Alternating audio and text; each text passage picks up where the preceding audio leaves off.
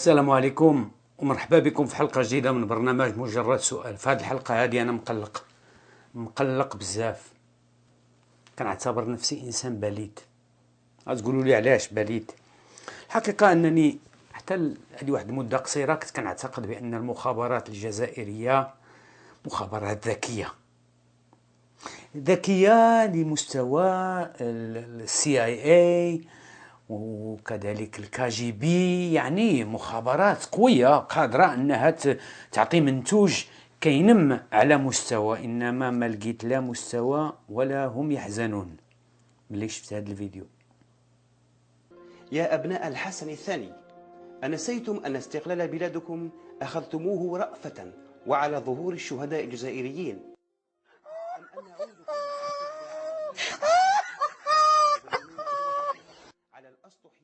كان لابد للمغرب من التفتح على العالم الخارجي، وكان من الطبيعي أن يهتم بمشاكل المنطقة، خصوصا مساندة كفاح الشعب الجزائري الشقيق من أجل الاستقلال.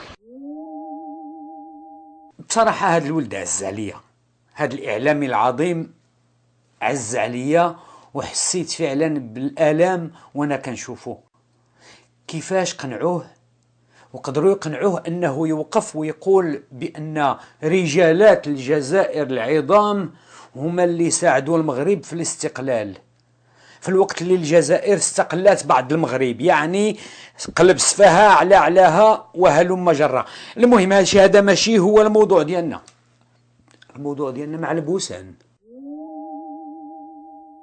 لولا رجال الجزائر الشرفاء لبقي المغربي يقبل أيدي الفرنسيين.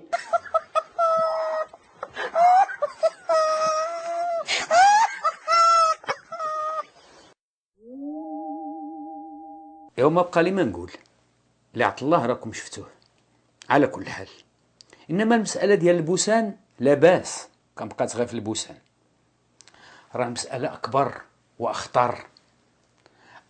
واخطر واعظم. القضيه فيها مجاعه الشعب المغربي. تبكون ليل نهار على فتح الحدود البريه لان الجوع قتلكم.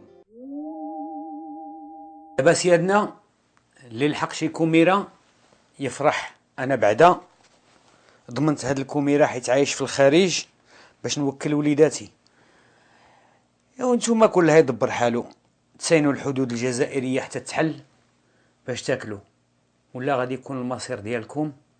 ولا نقول لكم وقيل فات الاوان. علمت قناة الشابة القرقوبية أن جل الشعب المغربي قد توفي جوعا، إنا لله وإنا إليه راجعون. وأكد الخبراء الدوليون أن السبب هو رفض السلطات الجزائرية فتح الحدود لإيصال المساعدات الغذائية. وفي هذه الأثناء وبعد وفاة آخر رجل مغربي، تمكنت قواتنا الباسلة من السيطرة على المغرب وضمه إلى بلادنا انتقاما من الموحدين الذين حكمونا في الماضي. الجزائر التي تضعكم تحت جناحها وتؤكلكم وتغض بصرها عن ما يدخل إليكم من نعم وقوت عبر الحدود.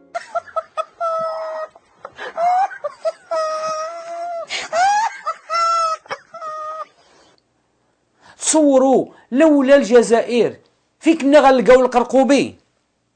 يعني تصوروا واحد الشعب عايش بلا قرقوبي، كيفاش غيتخيل راسو بأنه هو أحسن شعب؟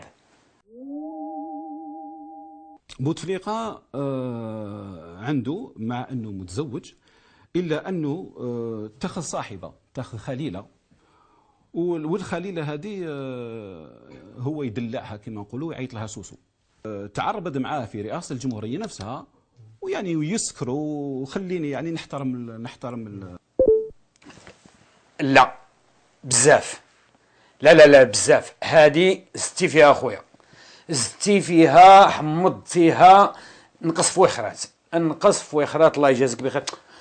والسيد عاد احتفلنا بالعيد الوطني اللي وقوف الرئيس وقف. العيد الوطني لوقوف الرئيس عبد العزيز بوتفليقة مازال يكبر ويتعلم يتمشى، وعاد داك الساعه يدير صاحبه ونشوف يعني ملي يدير صاحبه ديك الساعه نتذكروا. لا هذا الامر هذا مستحيل، يعني فعلا فعلا صح. كان ممكن تقول لي بأن السيد مازال ما عندوش الملكات الفكرية باش يفرق ما بين الجزائر والملاعب الإسبانية.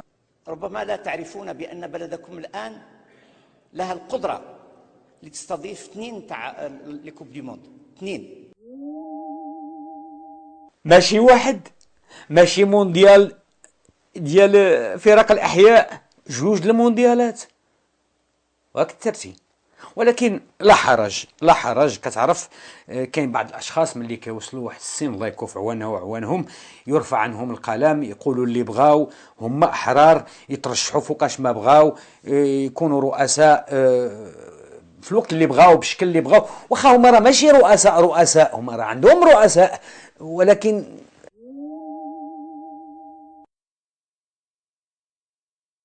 بلد الملايين من مدخرات النفط ومدخرات الغاز الطبيعي والملايين من الفائض في الميزانية أن يصل إلى مستوى تقوم فيه العائلات ببيع أولادها، هذا فعلا شيء يدمي القلب ويبكي العين. لنشاهد. قلت الشي لا غالب ما نحوس لبناتي ونسقسي عليهم وقعد توحشت بناتي. هي كلمات أم بعد فلذات كبدها. يحدث هذا في الجزائر. الجزائر لها مواقف مبدئية ولها القدرة الكافية للدفاع عن مصالحها. أليست كرامة الإنسان الجزائري وضمان قوت عيشه اليومي وضمان الشغل، أليس ذلك بمبدأ يجب الحفاظ عليه؟ مجرد سؤال. السلام عليكم.